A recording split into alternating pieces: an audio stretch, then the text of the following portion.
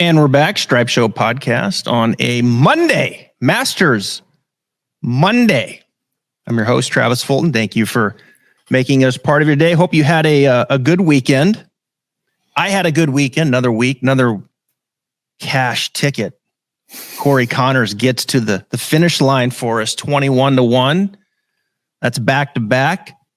Pick Sam Burns in the match play, and now we come back in Connors. Horses for Courses gets his second win at the Valero Texas Open. So much to talk about. I'm going to talk about the Texas Open. Corey Connors, Patrick Rogers couldn't get it done again. The women's amateur at Augusta National. Live Golf was playing in Orlando, and all this bubbles up to a little tournament that we call the Masters at Augusta National. A guy that's played it 10 times joins me from Dallas, 6-time winner on the PGA Tour, Hunter Mahan. How you doing, man?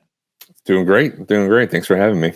God, there's so much golf to talk about right now. I mean, professional golf is fragmented. It's hard to keep it all together.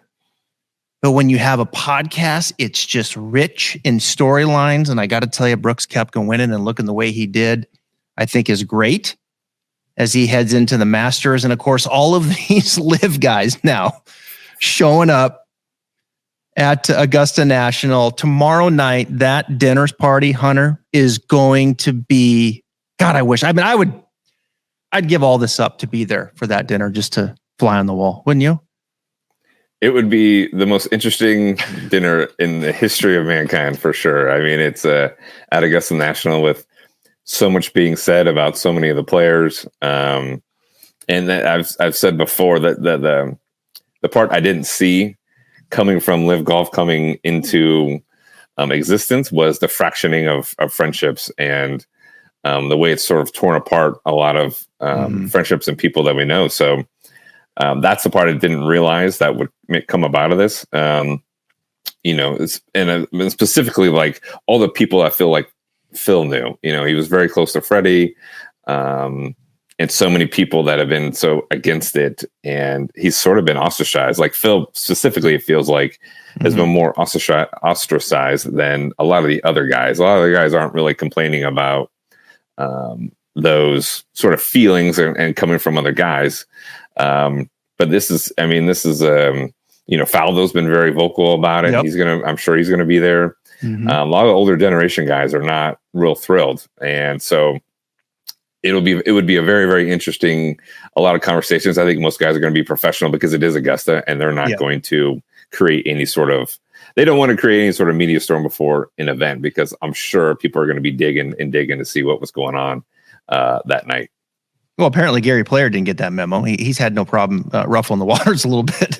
Oh my gosh. Augusta National with some of his comments. But you're right. I mean, Freddie Couples has been open, and so has Nick Faldo and others. So I'm sure there's going to be some side conversations, some real conversations that are going to happen there. I'm sure cooler heads will prevail. One of the guys that I know you're friends with that has, I think, handled this really well. I've had a lot of respect for DJ. He went and did his thing. I think Bubba Watson, who you know well and friends with, has handled it in a really good way. He's leaned in to Live. He said, "This is what I'm doing," and he kind of makes it sound like that, as he was doing his press conference in Orlando, that the media is building this up more than it really is between the players. But then you got Joaquin Neiman saying, "Oh wow, there's some friction, and it's going to be interesting to see," and he's motivated because of this and leaning in. I can't imagine that every single player is just like cool with it. There's going to be some friction there. There's going to be some cold shoulders there, like we saw with Rory and Patrick Reed. There's been some lawsuits. I mean, come on. I mean, it's not going to be just absolute perfect waters here. There's going to be some rough waters, and I'm sure a few comments said from time to time. Don't you think? Oh, for sure. I mean, there's a lot of branches on this tree, right? When you talk about Ryder Cup, implications for a lot of these guys. And so the European guys are very much, it feels like, continuing their goal of playing on the European Tour and getting back in the Ryder Cups. There's just a lot to this. And some guys like DJ's like, he just cut ties and said, I'm going to be a live golfer, and this is what I'm going to do. I'm in the majors for the next X amount of years, and this is just my path. And Bubba kind of the same way. Like, for some players like Charles and Bubba, when you're in your 40s, Bubba's in Augusta, for the next however many years. This was an easy transition for them to just do this and kind of cash in on your brand and get your money and then kind of get out. A lot of these guys kind of don't want to really play 20 plus events to sort of keep their card when there's another alternative. And a lot of the guys just did that. And I think a lot of guys like that from DJ, and there's a lot of fighters in there on the live side. And those are the guys that, like, I think Norman kind of leans into and wants those guys to push and create that animosity, because I think animosity is interest, and interest hopefully for them is creating ratings. Yeah. Well, I mean, there's going to be huge ratings. I mean, I just can't imagine. Well, I mean, let's put it this way. I can't think of another tournament that I am more excited to watch than this one, because you got obviously Tiger. He's on site. He looked good. I saw a couple swings. He looks healthy. That's huge. You've got Rory going for the career Grand Slam. You've got Scotty Scheffler, the defending champion, playing great golf. John Rahm's playing great golf. JT, will be heard from. I mean, there's a lot of big names on the PGA Tour that are bubbling up. And then you come over here to live golf, and you have all that contingency, and it's the first time they've been together. And now Brooks wins, and we know Brooks can come in and stir some things up. DJ looked good. Cam Smith finally put some birdies together. Patrick Reed. So all these guys coming together. Speaking of feeding off animosity, Patrick Reed pretty much does that. He likes conflict and he thrives in it. You've been on his team, President's Cups, Ryder Cups. You've seen it firsthand. Give my audience firsthand Patrick Reed as that guy, right? Because we see a lot of the things that have happened and all this smoke and allegations and all this, but Patrick Reed in the locker room, what's it like? Yeah, he's, he went through this process when he first came on the tour, right? This kind of, his path was aggressive, in your face, bold. I think when he went to Rao, he was talking about being the best player in the world. And that's top 5. Right. Top 5. And it was like, everyone's like just trying to remember who he was, and we're going to put a face to the name. And he was already putting it out there, and he's brash, and he likes it, and he can take it. And not a lot of people can. Not a lot of people can put it out there and back it up and actually sort of revel in that, revel in stirring the pot like he does, which is great. I mean, that's kind of his thing. And then being on his team, I think a lot of the guys, when he first made kind of the Ryder Cup team and everything, was like, I think we appreciated his work ethic and his game and what he puts into it, because he puts a lot into it. And you got to respect the time and effort that he puts into it, because he's a true grinder in every sense of the word. When it comes to being a great golfer, he wants to be the very, very best. And, I think that's why he won Augusta, is that nobody wanted him to win. And I think he completely thrives off of those things. And so I think going to live, like I've said before, could spark him to actually play some of his best golf, because nobody really wants them to like win a major, that could take, it's going to add to the live golf headlines. And I think people, definitely the PGA Tour and others, would rather them not win and kind of just be in the backdrop. But, I would actually, you could put Brooks in that conversation as well. Guys who kind of like the smoke and like the heat, but so he kind of went playing, going back to that. He was kind of playing, and I think he did. And you see it from a lot of the older videos and interviews on the President's Cup. Guys really wrapped their arms around him, and he kind of fell into it. And he really, I think, enjoyed it and felt like, hey, I could play professional golf, beat these guys, and not have to create this animosity, and just enjoy kind of these relationships. And then I don't know, I don't think he was really playing that well. And I felt like something could have happened, or he just was like, I need to get back to being kind of a little bit angry out there. And then he kind of felt like he kind of fell back into that, into where he didn't really seem to have many friendships or relationships out there. They kind of dissolved. And there was a lot of guys on those teams that were trying to bring him in, come into the huddle. You don't have to be an individual this week. We want you to succeed this week. We want to play with you. We know what you're capable of.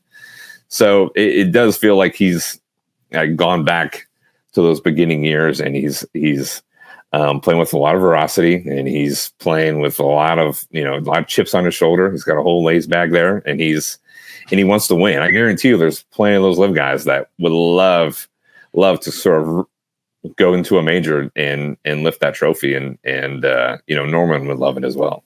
Oh yeah, absolutely. Well, Norman said that they'll all be down there. Every one of them. What is there? 17, 18 of them playing? Yeah, I saw that. I was I was just reading that. I was like, it's just really trying to rub it in their face, especially Augusta. I think Norman this week, I mean, I don't know if he's going to be on site, but I think he definitely wants to be. The most drama that you could ask for come Sunday night would be Patrick Reed winning the Masters. That's the most drama you could have right there. If he had to put on the green jacket for a second time, he won at course back in 2018. Scotty Scheffler, the defending champion. So interesting about Reed too, what you say about you guys wrapped your arms around him and he seemed to maybe, I don't know, he probably wouldn't admit this, but maybe feeling a sense of acceptance, right? Yeah. And that had to feel good, but then he kind of sounds like has pushed away, but now he's back to being on the team again, the four aces, right? And yeah, with DJ and Peter Uihlein, and I think Pat Perez. My God, I can't believe I knew the names of those four. Of course, they're the best team that they have on LIV.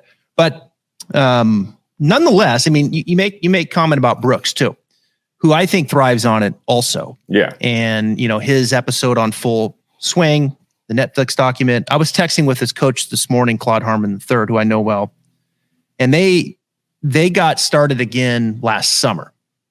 They're a good match. They really are. I mean, Claude knows Brooks's game extremely well. And Claude helped Brooks get to the PGA Tour from where he was. They had a lot of success, of course, won 4 majors. Brooks decided to go on his own. That didn't go very well. The injuries certainly plagued into that, and then rehired Claude, and they had to untangle some things. A lot of it's setup related, some backswing stuff where he could just get back to hitting that little power fade.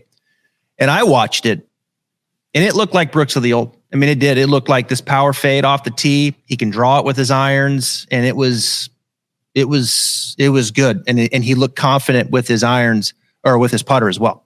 So him coming into Augusta, you look at his record.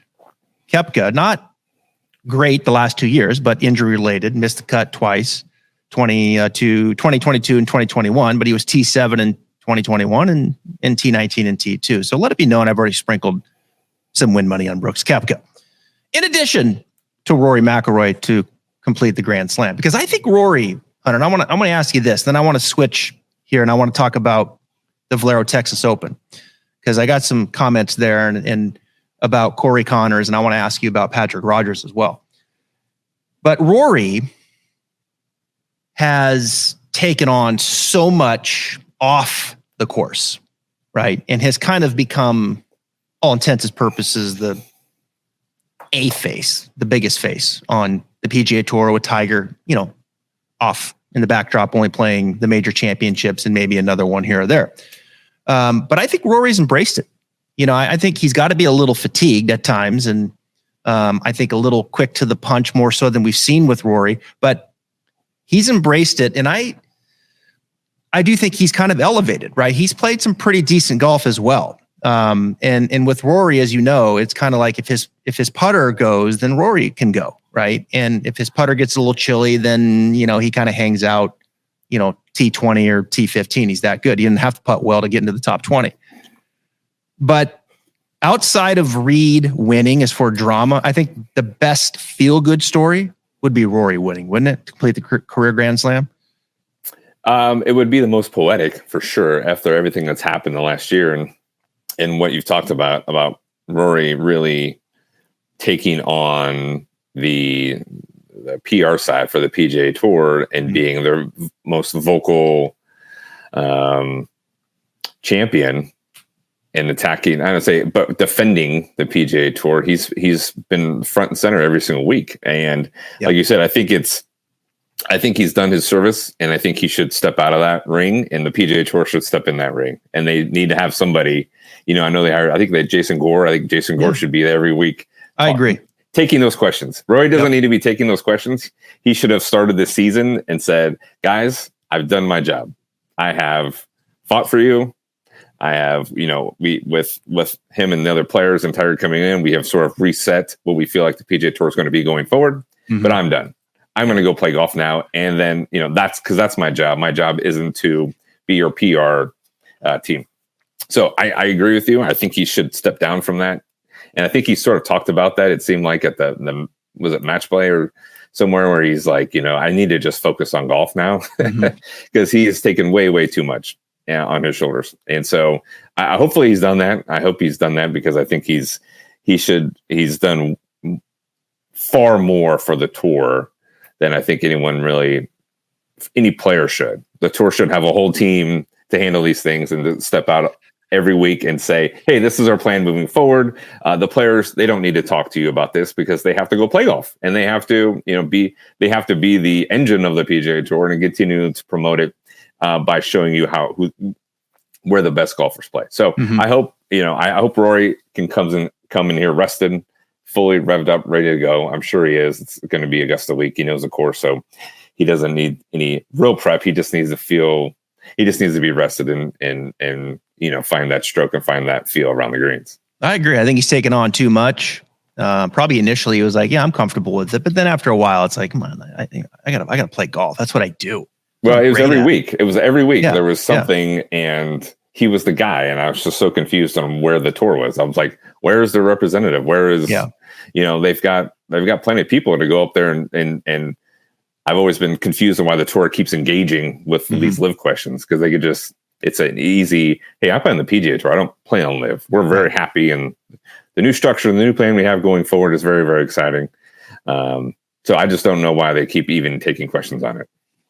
I'm going to come back to Augusta here in a second. I've got some questions about the course. You played it 10 times. You had made the cut 7, 3 top 10s, had a T8 back in 2010. We're going to come back to the course. It's going to be wet.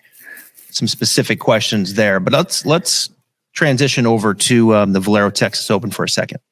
Down in San Antonio, not far from you. You guys make courses look way too easy, man. I got to tell you, like I played that course one time, the Oaks course years ago, and the wind was blowing 30. And I swear to God, I promised to myself when I walked off that course, I'd never play golf again. Like I just got absolutely destroyed. Yeah. It's a good one. It actually is a really good course. It's not easy. The greens are kind of, they've toned them down over the years, but they're pretty wild. They are wild, and there's no room off the tee. I mean, there's the first cut a little, but then after that, it's like it's gone. Yeah, like on virtually every hole, and that wind gets whipping. Man, it's brutal. Anyway, Corey wins it. Horses for courses, it's a real thing, and I mean, for you, some of your favorite courses over the years, like you just feel comfortable. Like Corey just shows up there. He won it back in 2019. He was the last Monday qualifier to get in and win a golf tournament. He goes back there and he wins again, right? It's a real thing for you guys. You get out there, just good vibes, right? When you get out sight lines off the tee, is that how it works? Yeah, I think you just have a general, you have success at a place and then you get to go back to it again. I had this kind of at Travelers Championship, one there in 2007, and then just had a great run there where I felt like I finished top 3 for about 4 or 5 years in a row and was always in contention. Once you start having a little bit of success, your brain immediately goes to, this is what I did when I won, or this is when I played well, or everything just seems to fit, right? Like you don't have to, you're never really in between clubs. It feels like you kind of know where to go. The shot, your misses always seem to end up in the right spot for easy up and downs. It just kind of plays your strengths in those ways. And obviously he's played winning an event twice. I mean, he's a great ball striker, and that golf course is all about ball striking. Maybe some of the smallest greens on tour. So, his ability to kind of be able to attack, from the second shot. Cause it's, there's danger, but the fairways are pretty wide there, by tour standards. And so I think it's just, he can clearly just see what he has to do. Never puts himself in trouble. And when you get on the right levels there and the right situations on a lot of those greens, you can be really aggressive. Those greens don't really get that fast. So you don't have to be a great putter to win there. You got to be able to put yourself in position there enough times. Yeah, I think that's a good point. And that's obviously one of the things you look at is, Corey's not a great putter. He's bottom third on the PGA Tour. But he's one of the best ball strikers in the world. I mean, he was positive 9.6 strokes gain approach. Yeah. I mean, that's just a huge number. The greens are so crazy there. Yeah. Not everyone's going to make a lot of putts, right? You're not going to have a week where you make all these putts that go dipping and diving. You got to be able to good enough with your ball striking to give yourself a lot of opportunities. And if you play well in the par fives, you can make a lot of birdies pretty easily. Yeah, he was positive 3.9 off the tee. And he was actually slightly positive with chipping and putting. Now, let me transition to this. Now, I don't want to be Debbie Downer here, but yeah, man, when I watch Corey Connors hit that little low to medium chip shot, I damn near have to close my eyes because I'm telling you, Hunter, it is borderline yips. It looks like the yips, and I know some people that are good friends with the Connors camp, and I've talked to some people and they've seen it, and they kind of strategize away from it. Oh yeah, these certain shots, right? Yeah, for sure. And the one thing you have to understand about the yips, it doesn't show up every time, right? Like sometimes it's like, and then next time it's, and so I've just seen a couple times where it's like, whoa. So I worry about that because Corey. Not taking anything away from his win. I mean, the dude is an absolute ball striking genius. And he's so good that if he can get anything at all from his wedge game around, or just little chip shots around there. I'm not talking about like the 50, 60, 70, like approaches. I'm talking about like the little vanilla ones, just a little low bump and runs, maybe tight lie, that kind of stuff. If he can get anything out of that and make a few putts, I mean, he can win elsewhere outside of TPC San Antonio. So it's just something to look at. I hope that he can work through it. But usually in those situations, man, you have to got to blow it up, and just kind of do something completely different, which is left hand low, like we saw Kisner. He's been chipping left hand low. I see. I'm drawing a blank. There's another guy that's doing it left hand low. Usually got to blow it up and kind of just start over again mentally, on those shots where it's starting to show up. Just something to look at, but he wins it. Let's transition to Patrick Rogers for a second. Rogers, that'd have been something if he would have won. Another Stanford grad, Rose Zhang, won the Augusta National Women's Amateur on earlier. And man, that girl, let's talk about her for a second before we get to the other Stanford grad. That girl is something. I mean, my goodness, 19 years of age. How about this resume? 19 years of age, Hunter, 2020 U.S. Women's Amateur Champ, 2022 NCAA Division I Champ, 2023 Augusta National Women's Amateur Champ.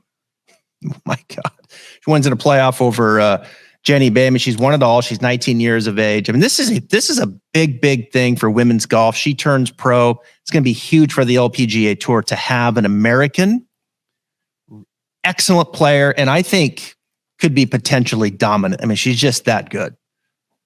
I saw her. I think I saw one of her interviews, and she was talking about her sort of the knowledge of her own swing and how she uses TrackMan a lot, which I feel like is so dominant amongst all basically tour players and aspiring tour players from college to even high school. Everyone's using TrackMan and all that information and all that data and stuff. And so she was really, I thought it was so neat because she was really owning her swing and kind of really understood it and understand why it works and then why and probably where she gets into trouble.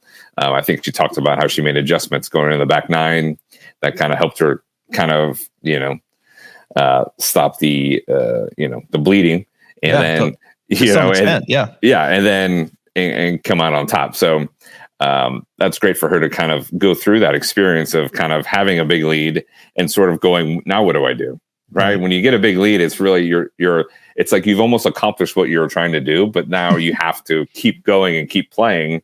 And that time is weird. And so, because when you're playing golf, you're trying to shoot a score. But when when you're trying to win a tournament and you have such a big lead, I think it's easy to kind of get lackadaisical and sort of just start counting down to the end. And that's when you can get in trouble. So those little hiccups and the time and her ability to kind of push through and kind of go back to what she knows with her swing and have that confidence to kind of push through and grind it out and figure out a way to win. And that's what she was there to do, is win, and not win by a lot, just win. And so impressive that she did that. Obviously, she's a great player. And she got some more lessons this week that aren't, that you can't find in a TrackMan, that you have to find competing and kind of losing it for a while and then figuring out, how do I get it back and how do I get a score out of this? And, that's what she did, which is very, very, very cool to see. A player like that learning on the fly, and then come on top like that. It's really neat. Yeah, it's good for players to see that and go like, you know what? I just have to keep grinding, even if I'm 5 or 6 shots, because you just don't know what's going to happen, right? Right. 1 or 2 bad swings, and then all of a sudden, you're kind of questioning everything. Mm-hmm. And so it's, I think a lot of people learned a lot from that week. So women's golf seems like being a really cool place. Yeah, it is. Yeah, she's going to be fantastic. Jenny Bay, University of Georgia, and a nice push there to get into that playoff. She's going to be great. So yeah, it was cool to see. That's a great event. Then they roll into the drive, chip, and putt. So they just, Masters they got to figure it out, man. You just make great decisions and just put on a great show. And that was yet another one. Now over to the other Stanford grad, which is Patrick Rogers, who also won a lot of tournaments in college, but he can't win one as a pro. And in the betting world, we do on Tuesday, and we get all these handicapping. There might not be a guy more frustrating than Patrick Rogers. 66, 67, then he goes 71, 73. The dude is one of the nicest guys in the world. I was texting with his coach. I was like, God, I hope he gets this done. I am cheering for Patrick Rogers, and I don't even have a win ticket on him. That's just like, what I'm saying? Like I've got the other guy. Love. Yeah, like I want him to win. Just go get them and win. Look, bottom line is there's just some guys when you get to the pro level, right? And I know winning helps at every level, but it's different on the PGA Tour, right? You won 6 times. There's probably some other tournaments you felt like you let get away, but you've done it. You've won, and then you did it again, and then you did it again, and then you did it again. And it's different. There's just some guys who are, obviously out there, they're great players. They wouldn't be out there. But when that moment hits to win, they become a little bit different, right? They just, all of a sudden, they get a little more passive. All of a sudden, they get a little tighter. All of a sudden, the backswing gets a little shorter. All of a sudden, there's a little more tension in the grip. And they just have a hard time in those moments situationally. Like I talk about just situationally, and there's some guys that are like, let's go. I'm ready to win. Like Max Homa looks like he has it. Exactly what I was thinking. Yeah, he just looks like he elevated. Obviously, Tiger had it. We know that. And so I think Sam Burns kind of has it a little. He's got a little dog in him, Yeah. And sometimes I just want to look at Patrick, and I just want to be like, come on. I'm gonna let's get you. You know what I'm saying? Like something's got to be different. Shake him and try to piss him off, and be like, go out there and get it done, right? Yeah. And you said something before we came on, and you said something about the caddy, right? And where you think the caddy could help in moments like this to push a guy across the finish line who clearly struggles on Sundays. Well, we saw it kind of last year with Will Zalatoris, right? He had a guy he had for a long time, kind of came from the mini tours and stuff, and he loved that guy. And he did not, the last thing he ever wanted to do was get rid of him. And he knew that, maybe I have to do this if I want to reach my potential. And he did. And I think he won the next week or 2 weeks later. Right. And so, Cameron Young just got Paul Tesori. So, and I remember Sean O'Hare got Paul Tesori, and all of a sudden Sean O'Hare's game kind of took off. I got right. John Wood, I got, and Paul helped, Webb. And so I got John Wood at the most perfect time of my career. We were going to, I had to go back to Q school, got John Wood. He didn't have a bag at the time. And it was a perfect partnership. He knew kind of what he was forceful enough and then knew when to let me go and trust my instincts at times. But he was forceful in telling me, this is what I think, this is where we got to go, this is where the shot needs to kind of be, and we kind of talk about it. And we had a great trust, and I could just go out there, focus on what I have to do, look at my target, and just swing. And so, I played with Patrick a few times. Everything you've said is correct. He's a phenomenal human being. Talent is there. Incredible strength. Beautiful. Golfing's beautiful. He can just do it, right? I don't know. Coaching him must be. I think it's probably. I don't know him enough to kind of dig into who Patrick Rodgers is, but his abilities are at a high level. Yep. I do think you just sort of, when you see a trend like that, you're going to have to clear stuff out of there and make the game real simple for him and give him simple fixes. And you're going to have to figure out, I didn't want a whole lot of swing thoughts, but I did need to have one. I needed to feel something, like Justin Rose, when they were going to Foley, they had like 3 on the backswing and like 4 on the downswing.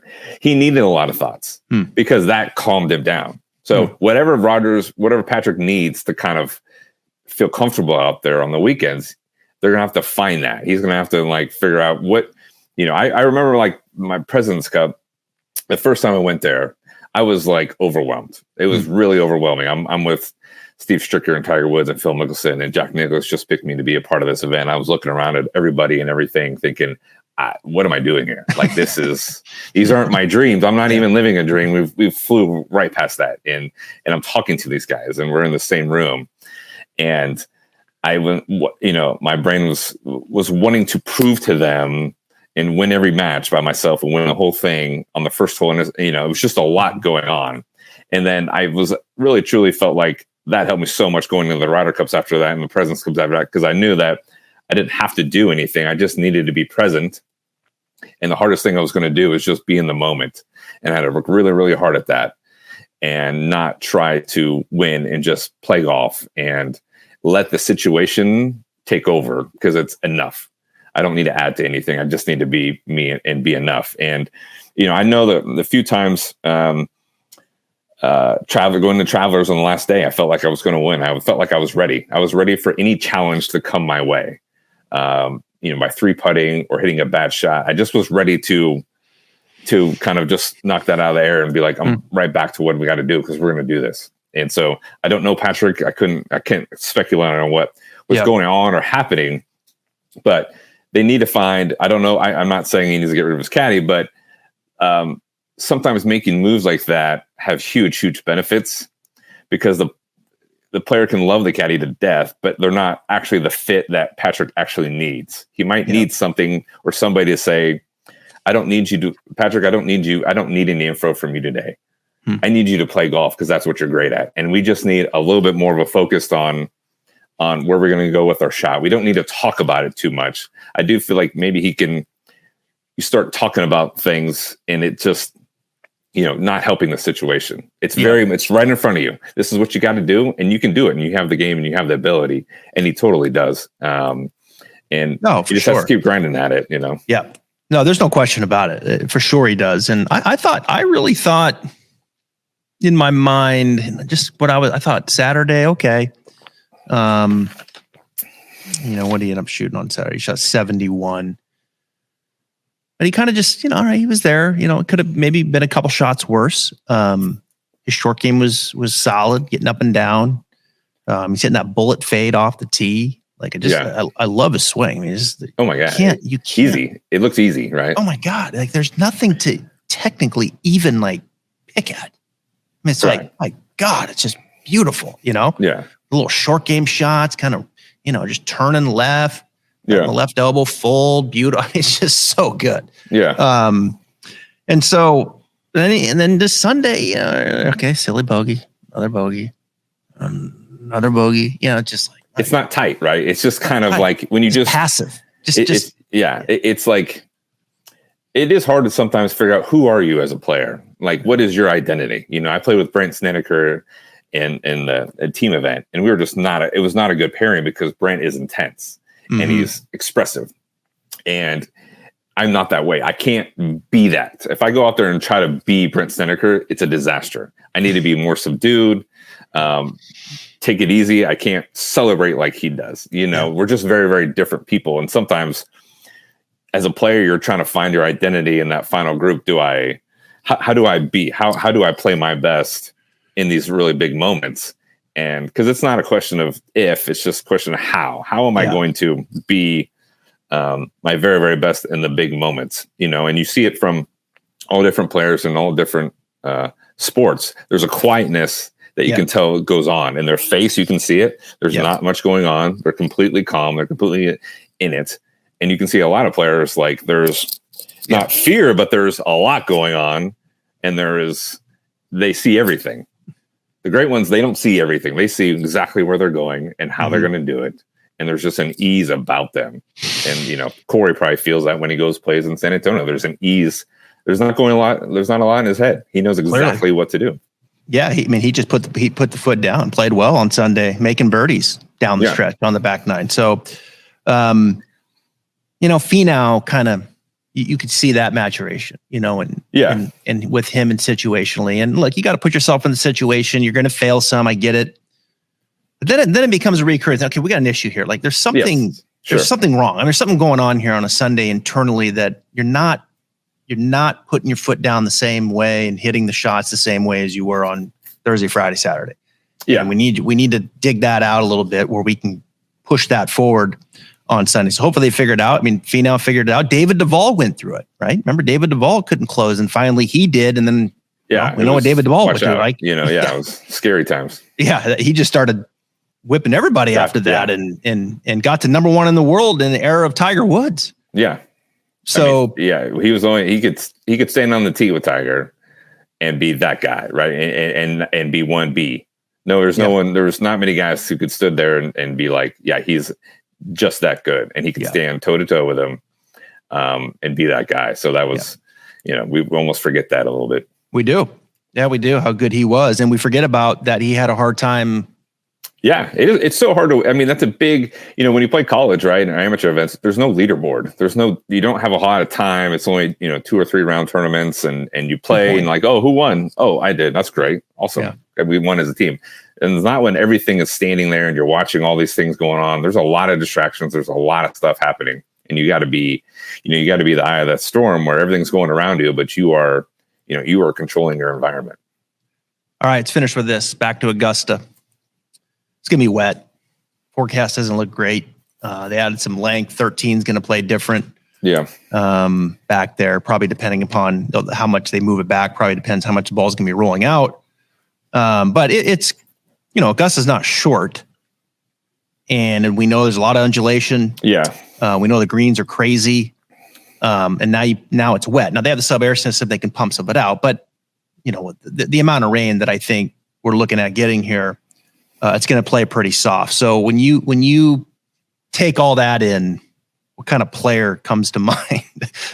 It kind of feels like DJ, doesn't it? Back when they played in the fall there, that kind of situation, length off the tee, right? That ball staying in the air it's got to bode pretty well, doesn't it? No doubt. There's going to be my guy this week. I'm just going to throw it out there is Xander Schauffele. Xander, he's a guy like, we're like with the emergence of so many young guys, it's like we forget how good he is. I've played with him in Charlotte a few years ago, and you need someone to hit it really high out there long enough. Everyone seems to hit it long enough on tour nowadays. There's guys, not that they're all the same player, but they all seem to with the TrackMan and way the swing's being taught. Like everyone's getting the most out of their driver and out of their irons and stuff like that. And Schauffele is that high draw that just works into so many of those holes. He was close a few years ait was right there. I mean, tournament was sort of almost in his hands. So I think he's due. He's good at everything. I think when it's, like you said, with the sub-air system and the greens the way they are, it's hard it takes a few holes to figure out how the course is going to play. The fairway is going to be wet, it's going to be, but like how the green's going to react to these shots. Right. And when it does get wet, it does get the ball doesn't seem to get as high off the fairways and stuff. It comes a little flatter. So, how they dry the greens out and how guys are going to be able to kind of attack some of the pins and how everything goes is always, always really interesting out there. And especially if you can't maybe reach some of the par fives and you're laying up and you can see a ton of balls spin with off the greens and different situations like that. So that he's kind of my guy. I like, Jason Day's playing great. He's kind of under the radar a little bit. So that's a guy that like has tremendous odds, but I do like, I hate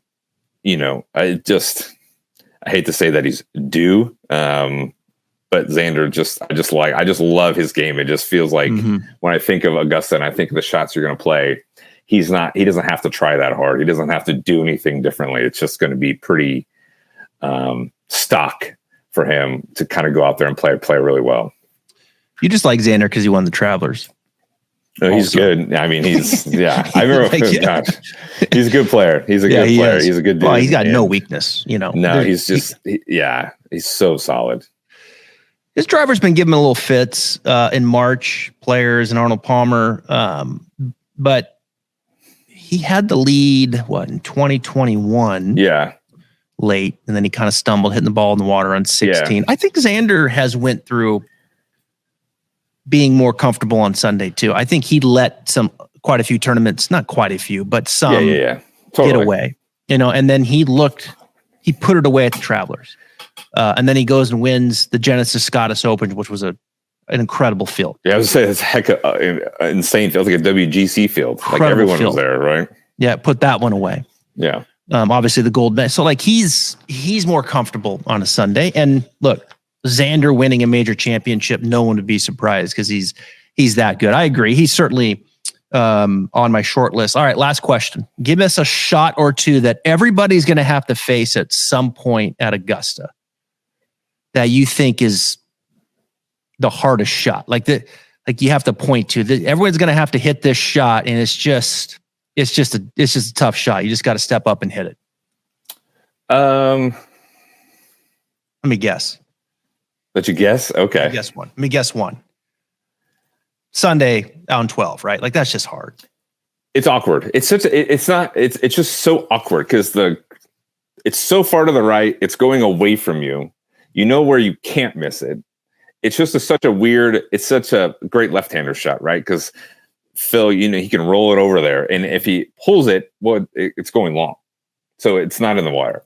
But if you're a righty and it's like, okay, if you're not a natural fader or whatever, right? It's so easy to kind of come up out of it. And that's why Tiger just doesn't even over the bunker, 2-putt, I'm getting out of there. Like that's kind of the old style is don't even mess with it. It's not worth your time because if you pull it and you go in the back bunker, it's a whole another set of problems. So it is a weird, Spieth probably has speed. Yeah. He'll probably hit a ton of shots on that hole just over and over and over again on 12, making sure that I have a plan for that.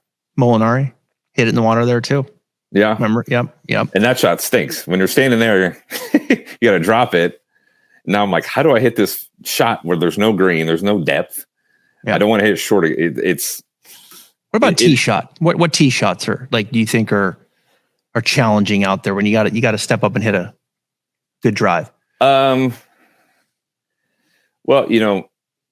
when the tree went down in 17, that was always an awkward shot, but it's, there's no tree there anymore. It's just so straight, right? Like it's kind of taking the teeth out of that hole. 15 is always, I think it sounds like 13 is going to be really interesting. Yeah. Being further back, I can't tell if that's going to make it easier because there's less thinking. And it's just sort of like, hey, we can't go through anymore. So we just, our shot's going to be a little bit easier. I always just think that it always seems to come down to just playing, 11 is the big boy shot. I mean, it's just hard hole. You got to hit a good drive at 11, right? You have to hit a good drive at 11. You can kind of, 10, 11, 12 are kind of like the start of that back nine, right? It's obvious, but it's like, man, it's just those holes. You play them well, you get 3 birdie opportunities and you play it 1 under or something like that. You do feel like, okay, I just jumped up the leader. I just put the pressure on everyone else sort of behind me. But it always feels like, I think the coolest shot is like that's second shot on 15, right? Like you're just sitting on top of that hill. hitting over now. If that shot plays, if it plays slow and that shot gets a lot longer, then that'll be really, really interesting. Yeah. That's because it goes, it's kind of a flat tee shot and then it goes down. But if you try to, press it and you hit it left, then all of a sudden you've got some decisions to make and you're going to have to figure out strategy wise, how am I going to play this? Do I really want to go for it? Because you hit it too far, it's the downslopes, then you go in the water.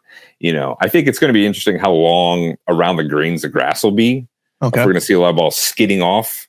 When it gets wet, you get a lot of skid. And so it's always hard to kind of chip around there because you have a decision. Am I going to go high or am I going to go low and kind of watch the ball go into the grass? But when it gets a little bit longer, you see the ball, when you try to hit something low and dig into it, the grass is pretty thatchy. And so it'll grab it really fast. So it's, those in-betweeners there around the greens are always really, really interesting, I think, at Augusta. And it's just not, you take the bounce out of that course and the spice and it playing hard and fast. It's not the same. It's not the same track, right? I mean, anything softer for you guys are going to take advantage and when you can play the number and the ball is going to kind of land at that number and settle down at that number, that's in your mind, it's more green light, isn't it? Versus when the ball's bouncing more and there's a little more spice with the greens at Augusta. Yeah, if you can, when I think of like all the ball stuff going around, trajectory, the way the guys can hit it straight up in the air. Tiger's biggest advantage when was on his game, nobody hit it like him, but nobody hit it as high as he did. Nobody could stand there with a 5 or 6 or 4 3-irons, definitely not 3-irons, and hit it like straight up in the air. Like nobody could do that. And when you play at Augusta, hitting it that high and landing it coming down like that was just so massive and so beneficial. Nobody could do that. And everyone was, the ball would you come on flat with these little irons into some of these greens and you watch it bounce and skid and kind of roll over the green. And he's like, he's coming down like that.